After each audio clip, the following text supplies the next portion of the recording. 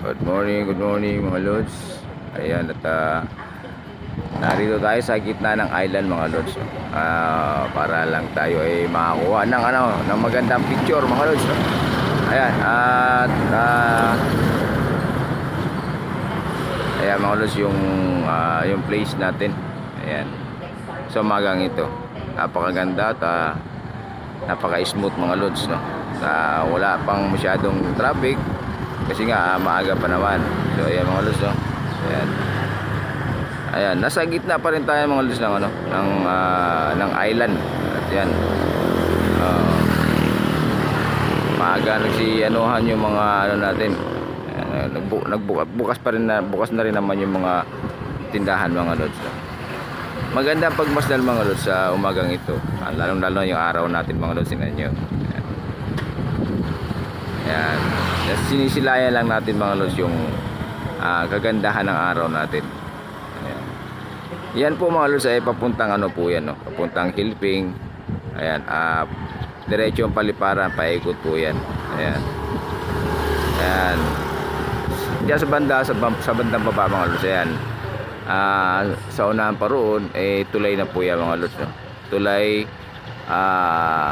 Diyan po nagdudugtong, no? Diyan nagdudugtong yung tulay ng area A patawid ng F hanggang yan po ang sa kabila niya yung F na po yan. Diyan po nagdudugtong yung tulay natin. Ayan, diyan din yung tulay ng 1 tsaka 2 mga lods, no? Ayan. Yung tulay na yan, yung lods, diba? Ayan. Napakaganda pagmasdan mga lods, dahil sa nakita natin marami pa rin mga puno naman sa lugar natin. Ayan. Ito sa Dasmariñas lang po yan mga lods. Dasmariñas pa rin yan po mga lods. Dasmariñas pa rin. At ayan, maganda pa rin naman yung natin, yung place natin dito sa Dasmariñas dahil may mga puno pa rin naman. So, hindi pa rin nawawala yung mga puno. Ayan. So yan kasi nagbibigay sa atin mga lods ng protection yung mga puno na yan. Hindi pwedeng mawala lahat yan. Ayan, ito yung island natin mga lods. Ayan. Ayan yung mga island natin, no? May mga may mga project din na halaman. Ayan. Ayan. At dito naman sa kabila mga lods, ito yung kabilang ito. Ito naman yung kabilang ito. Ito naman yung papuntang bayan. Ayan. Yan yung papuntang bayan mga lods, no. Yan, dire-diretso yan doon. Diyan sa kabila niya mga lods, may mga tulay din.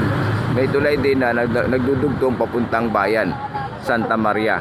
Ayan, Santa Maria tapos Amirwin papuntang bayan mga lods. So puro tulay mga lods yung natin dito para makatawid. So di ba napakaganda ng project mga lods, di ba? Kaya nga nangyari siyempre nagdudugtong na mga lods yung napagdudugtong na natin yung kaya madali lang ang transportation dahil may mga tulay na tayo nagagawa mga lods. Ayan, dire-diretso na yan. Hindi katulad dati mga lods yung hindi pa nangyari yan. Napakahirap ng transportation dahil sa may mga tulay pa. Anong ginagawa pa yung mga tulay na yan. Ngayon mga lods, siyempre madali, mabilis na lang. Ayan. Ayan mga lods yung lugar natin. Ayan.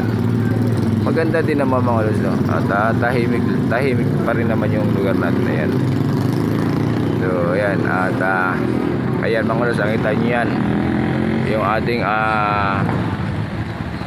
Yung ating mahal na congressman mga lods na si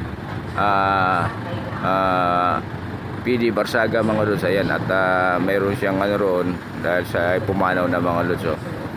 Condolence po sa pamilya ni Congressman PD Barsaga po.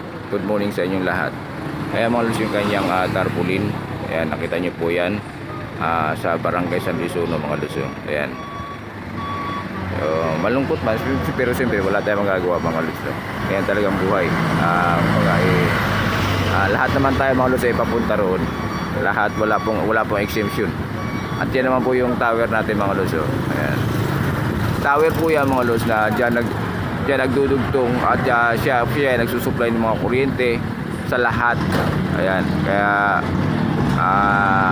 nagiging magiging ano na mga lods, no? Yung ano natin. So ayan mga lods, no? Ayan, ito na siya. Ayan. Napakaganda ng ano natin. So ayan, good morning sa lahat at welcome. Enjoy lang tayo, tuloy lang buhay. Thank you very much. Thank you for watching. Ayan, God bless po. Bye bye.